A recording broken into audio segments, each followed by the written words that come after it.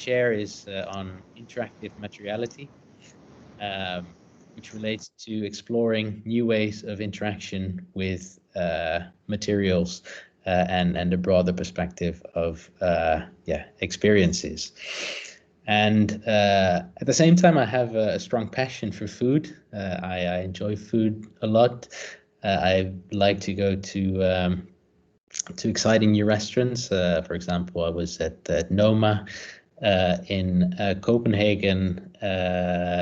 Perhaps you have heard of it or know it or have dined there.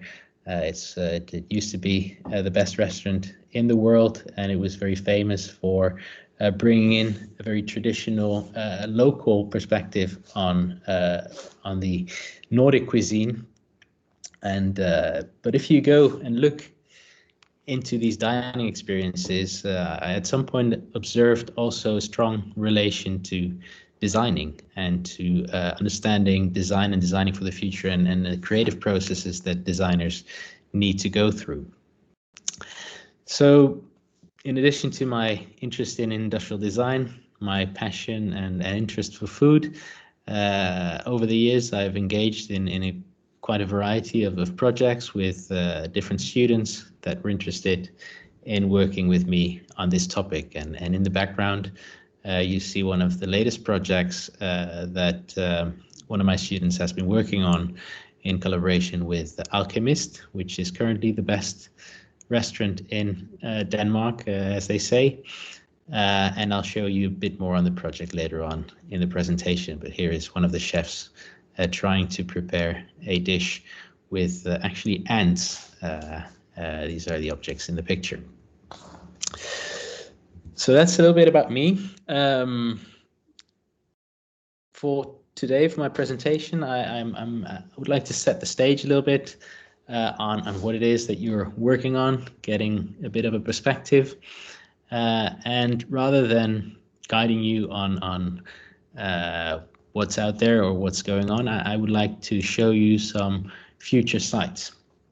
So my research group is called The Future Every Day, and we like to work, for example, with more speculative perspectives on design or concepts such as design fiction, to really look at the future in order to help us understand our current situation and derive more creative and out-of-the-box ideas from this perspective. And here you see some crazy design by Marije Vogelenzang, who is a graduate from Design Academy and one of the Dutch most famous food designers. So after setting the stage, I would like to address some of the concepts that you need to work on. And as far as I understood, the 5 core aspects that you need to address are sustainability, safety, mobility, pleasantness. I think the soldier in the video said nice, but I translated this into a pleasant experience, and challenging. And in my presentation, I will be guiding you through some of the projects that we've been doing and also showing you some topics and projects outside of my own work that were very much related, addressing some concepts that I guess that many of you will be addressing. Looking at the ingredients that you can work with, concepts such as personalization. So safety can go in different ways. It also relates to what people need at a certain point, and also, for example, looking at concepts such as allergies. The preparation methods in order to support this mobility aspect. The pleasantness, thinking of the mouthfeel, and also thinking of how you serve the dinner and the environment where you can prepare it. And I'm not going to give you guidelines, as said, but I'm just going to show you an overview of some projects that I've been working on, just to inspire you and to hopefully get your brains working at the end of this week, at the start of this project. So some of you may probably know these machines where you can select different types of coffee and personalize your coffee, and basically everything comes out of one and the same machine. Typically, it's not so. It always looks better on the picture than it actually tastes when things come out. But when you order specific bars, it may be more clear what you're getting from these machines. But then again, these are not produced on the spot. They're usually filled into the machine and replicated. But what if you could create some sort of a combination of the two, where you could actually choose for a particular taste or a particular dish that you would like to have, and the machine would provide and create it on the spot for you with a personalized taste. If you have a nut allergy, it would replace the nut, but would still provide some Snicker experiences. And well, some of the current work that I've been working on is trying to do exactly that, trying to use new means to create exciting, novel experiences for people using novel technologies. So in terms of ingredients, you can work with a large diversity of ingredients, and you need to work with more sustainable ingredients. And this is, for example, a project that works with small bioreactors that produce algae. Well, algae or different types of bacteria can be translated into powders. And these powders you could use to create materials for 3D printing, for example. And you can create small bioreactors where you produce different types of ingredients. And many restaurants and chefs are already producing things on very small scale. Perhaps some of you may have your small pot of basil in your kitchen where you already are producing the basil on a small scale, rather than buying it from the shop and using this into your dining process. And this can be extended, and there's many ingredients and products that can actually be grown on a small scale using local farming. But how do you then create this? How do you translate this?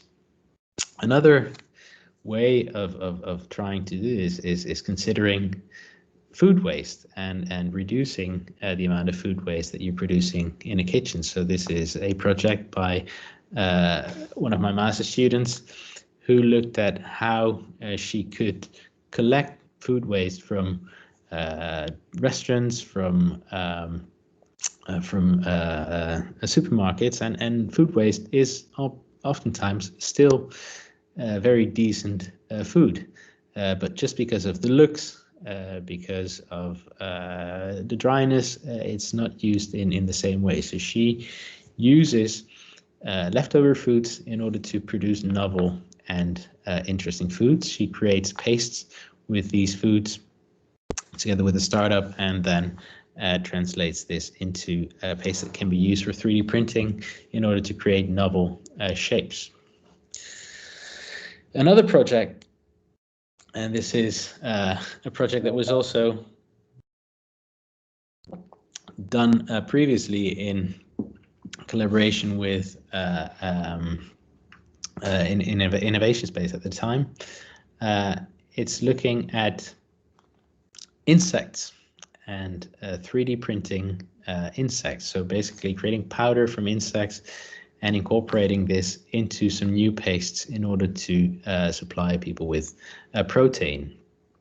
And as you will probably know, insects are easy to grow, don't require that much energy and ground, and they deliver protein, but yeah, at some point people don't really like to eat it appropriately. So how can you integrate this into food in a way that is also pleasant for people to dine with? Because in the end, you need to personalize your food. So some people may not want to try insects. I personally tried a diversity of insects. We've seen the ants in the beginning. I've tried crickets, mealworms, and it's quite interesting. It brings some interesting tastes. But obviously it's difficult, and people have different types of tastes, so you also need to adapt to these tastes. And the project that you see in the background is a project by one of my former PhD students, Sietske Klooster, which is called the Milk Salon. And in the Milk Salon, they looked at milk. And probably if you've drunk milk in the supermarket, you bought milk in the supermarket, that's where you typically buy milk.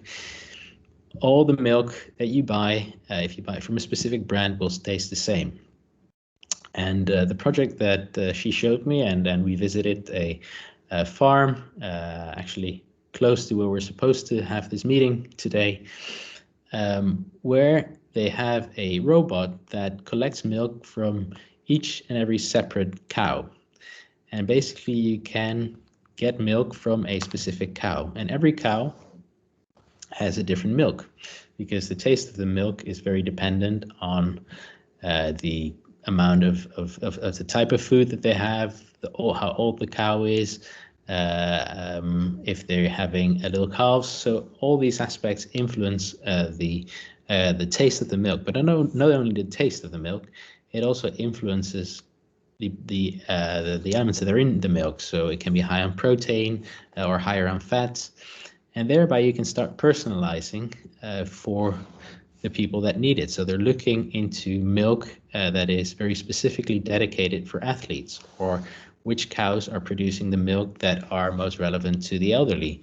And also for your context, you could think of what is the type of nutrients that the soldiers will need, and how can I choose the appropriate nutrients within, in this case, the milk, but this can obviously also be other types of products that you're using with the milk, or even beyond the milk. But making this personalization is something that is starting to develop by now. And it goes so far, and this moves more into the future, a project that was done by Next Nature, building on the work of Albert Post on in vitro meat, where at some point you can also grow the type of proteins that you would like to have in a particular shape and with a particular structure. So can you develop a fish based on, or a tuna based on, by growing it inside of the lab? And beyond growing it inside of the lab, there's also other ways and potential ways of creating it and developing it and making it in some sort of paste. So I would like to show you a brief video that illustrates a project by Samsung that was presented in Milano 5 or 6 years ago. Expo 2015. More than 21 million visitors, a once-in-a-lifetime occasion to discover 145 countries and all their food traditions in one day. How can Samsung become a must-see for Expo visitors? We created Food Pixel Project, the world's greatest collection of local flavors condensed into food pixels and exhibited in a single room. An immersive tasting experience to discover the most unique flavors from all over the planet, thanks to the power of technology. For each destination, we created a food pixel, condensing a fascinating local flavor in a video story, revealing its extraordinary value for the local culture. For example, did you know that in Italy, the true symbol of love is basil and not roses? Along with a food engineer, Samsung turned the most fundamental digital unit, the pixel, into the sensorial bit of an intense savoring experience. Abbiamo fatto 1000 test, tante prove, è stata una bella sfida. 6 months of uninterrupted studies for a worldwide collection of flavors, epitomizing the very best of Expo. 9,000 food pixels reordered after the first day. Thousands of world journeys completed. Thousands of hours spent in multi-sensory immersivity. Food Pixel Project by Samsung. Right. So if you have these different pastes, as you've seen, they were prepared in the video, you could create new combinations and use 3D printing technology to actually recreate novel structures. And for example, you could use more fatty materials and combine it with a different structure in order to create new and exciting combinations, and how do you organize and design these printers. And these are very limited in terms of space. So you bring the pastes, and with the paste you can create completely novel and personalized structures. So one of the ideas that we are working with is using 3D printing, for example, to develop new types of textures that are not replicating meat, but are trying to create new and exciting mouthfeel experiences, or thinking of how you could combine different types of ingredients into creating new structures,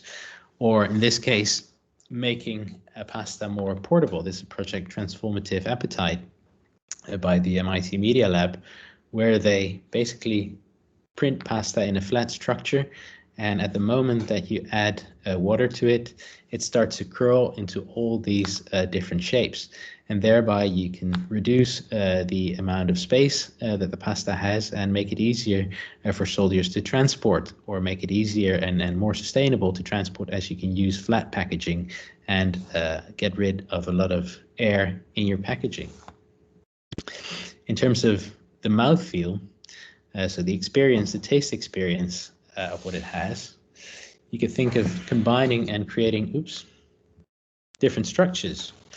This is a snack that's been developed and ambitioned for a 3D food printer, where you can create different sorts of taste experiences as you eat them. And obviously, unfortunately, it's going to be very difficult for me to have you experience the snack.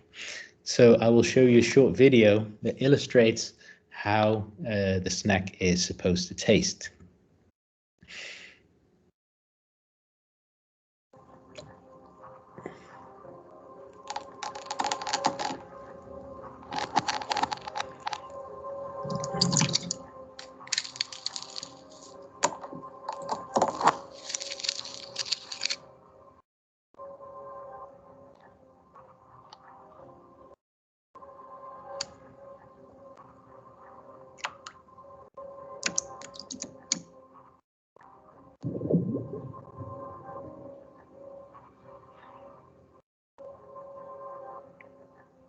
So here we've used a concept called haptic visuality to explain through a visual way how you could potentially taste and what the experience of tasting this snack would be. And then this is often done in advertisements for food.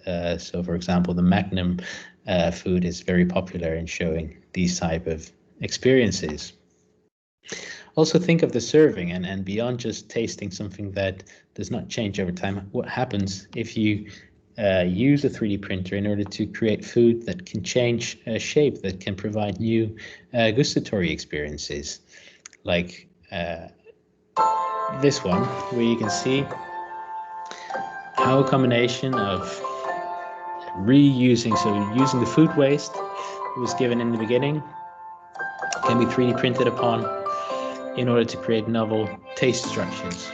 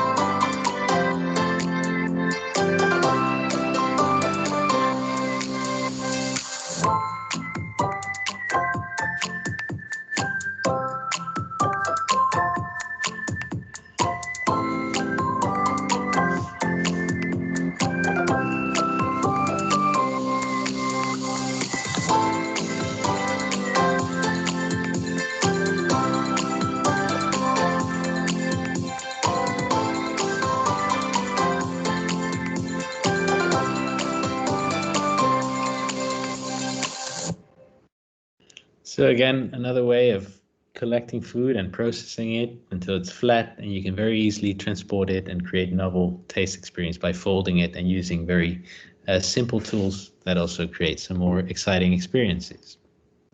This is a somewhat older project by Chloe Rutzerveld, where she worked together with TNO to explore how food could grow, for example, by using a 3D printer in order to print spores and certain seeds into a edible structure, and actually the food grows over time. So it's also easier to carry with you, and depending on how long you let it grow, it will change in terms of taste. So the herbs will get more tastier.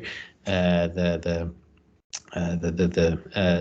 mushrooms will grow to a certain extent, and at some point you can decide to eat it whenever you feel most comfortable and when you like it most, essentially.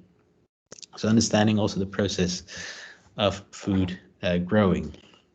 And then thinking also in terms of the environment. So where do you prepare your food, and how do you take care of your food? This is a very nice project by Philips Design of about, I think it was 2015 too, where they looked at how they could create a beehive inside of a kitchen. So it's a beehive that connects the outside world through a window.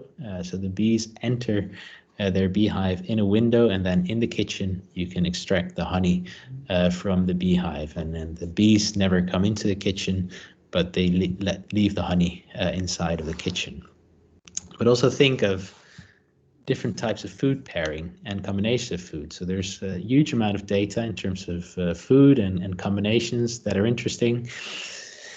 And at some point, we'll be using artificial intelligence also to create these food pairs. And this was a project that our former students did with IKEA and IDEO in terms of informing and helping people to find out the most appropriate ingredients by combining them on the countertop and on the table. So you can also use a lot of these data in order to support the people that are cooking and that are preparing the food in creating the most exciting combinations by enabling them some freedom. And perhaps, and then I come more to the crazy part of our design. This was a more speculative project where you could start listening to food and listening to what food, what you could do with food, food talking to you in order to inform you when it was ripe to eat, or when you could combine it into new perspectives. It's a way of communicating with these foods through different sensorial qualities. But I'll wrap up because I think I'm slightly over time now.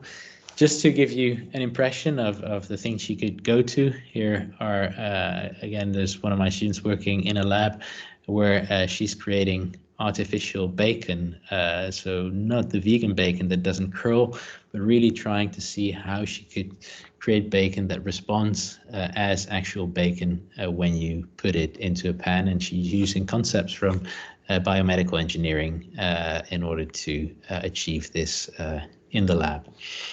So that's it for me.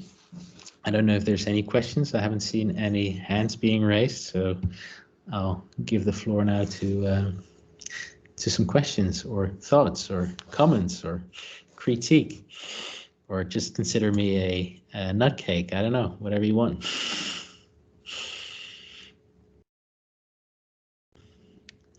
And I'm very curious also to know, because I'm assuming perhaps there's one or two students from industrial design, but I see Vita in the background, so she probably recognizes many of the project. Some of them she's been involved with herself. So I don't see any questions so far, Miguel. So are there any questions? Or you can also raise your hand and ask a question yourself to Miguel.